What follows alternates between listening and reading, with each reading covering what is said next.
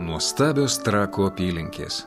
Pilis, ežerai, plona juosta nusidriekęs miestelis su šventuoju Jonu Nepamuku vandenų globėjų širdyje. Čia visada daug žmonių, norinčių pasirstyti valtėmis, pasigerėti Trakų pilimi ar pažvelgti ją iš Užutrakio parko baliustrados. 2009 reikšmingų sukakčių metai. Lietuvos vardo paminėjimo 1000-metis ir Trakų bažnyčios 600 metų jubiliejus. Reikšmingos sukaktys visada yra palydimos svarių darbų. Rengiant pilietinę akciją 1000-mečio ženklų takas, vaizdingose Trakų apylinkėse, netoliese Užutrakio dvaro sukurta sakrali erdvė, angelų skulptūromis papuošta kalvota juosta.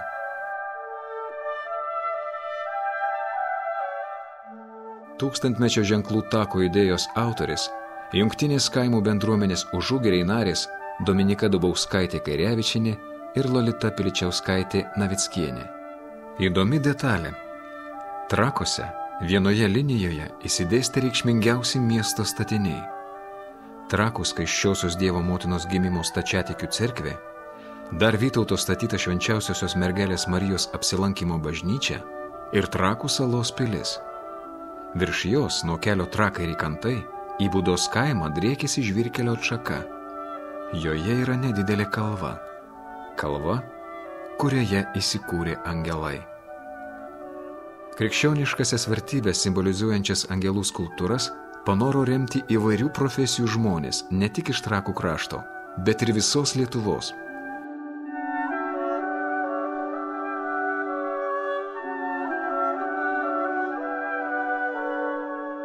Atsirado daugybė žmonių, panorusių paremti šią gražią idėją.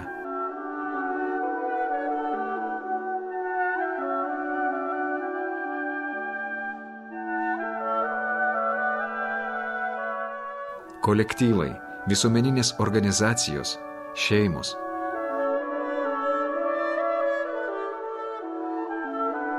Išskirtinį darnaus bendradarbiavimo pavyzdį pademonstravo ir angelais sargais vadinami policininkai.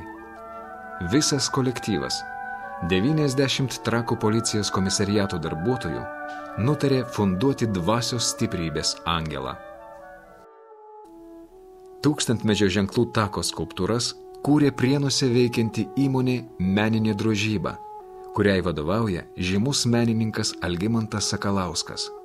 2008 m. lapkričio mėnesį pristatyti angelų skulptūrų projektai nustebino organizatorius savo dvasingu individualumu, turtinga bei prasminga simbolika. 2009 m. Joninių rytą Jungtinė kaimų bendruomenė Užugiriai jau ruošė angelų kalvą. Sėjo dubilėlius,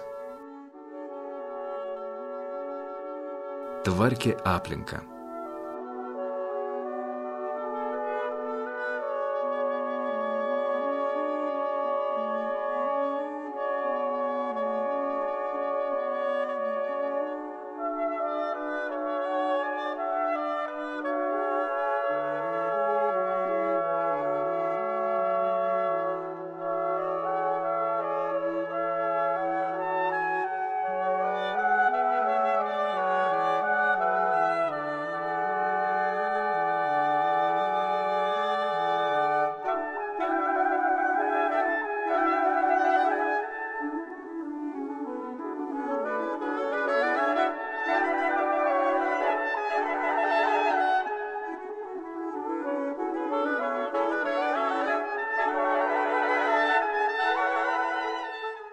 Rugpjūčio pradžioje Prienuose, gražioje vietoje šalia Nemuno įsikūrusiame medžio drožybos centre, susibūrė Lietuvos skulptorių kūrybinė stovykla Vertybių užuovėje po angelo sparnais.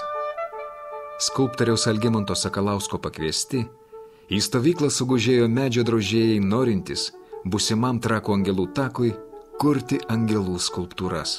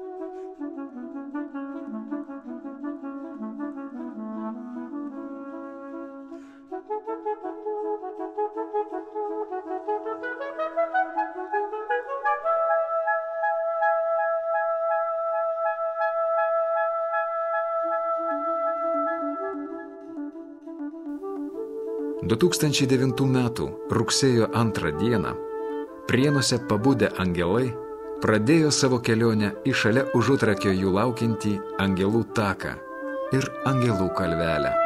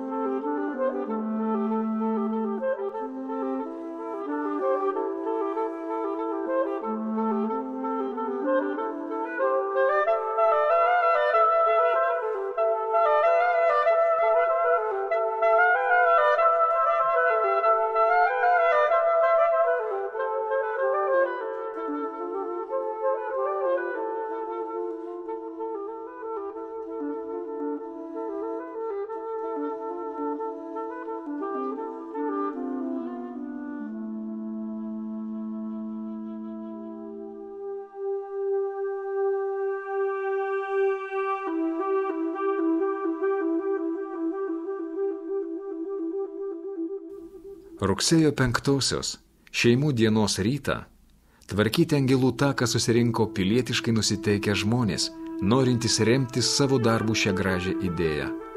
Juk šiame take dvasios stiprybės, ramybės ar vilties ateis pasisemti ir trakiečiai, ir svečiai iš tolimiausių šalies, o gal ir pasaulio kampelių.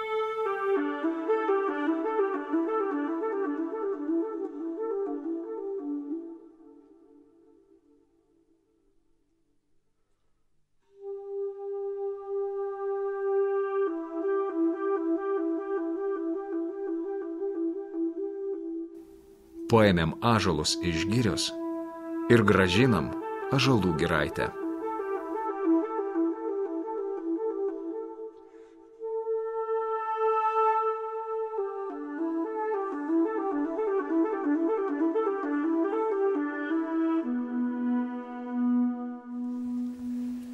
Angelas yra duotas Dievo žmogui, kad neštų žinią arba globotų. Mes žinome archangelus, žinome angelus sargus. Skaitome Evangelijoje, kaip angelas Gabrielius buvo pasiųstas pas mergelę vardu Marija, kad praneštų gerą žinią. Šiandien turime ant šio kalnelio daug angelų, kurie simbolizuoja krikščioniškas vertybės. Manau, kad šis simbolinis angelų takas teiks ne vienam tikinčiam, net ir netikinčiam žmogui daug vilties. Privers susimastyti ties laikinomis ir amžinomis vertybėmis. Privers stabtelėti nuo kasdienybės rutinos ir pakelt galvą į angelo veidą, į angelo rankas, į angelo sparnus.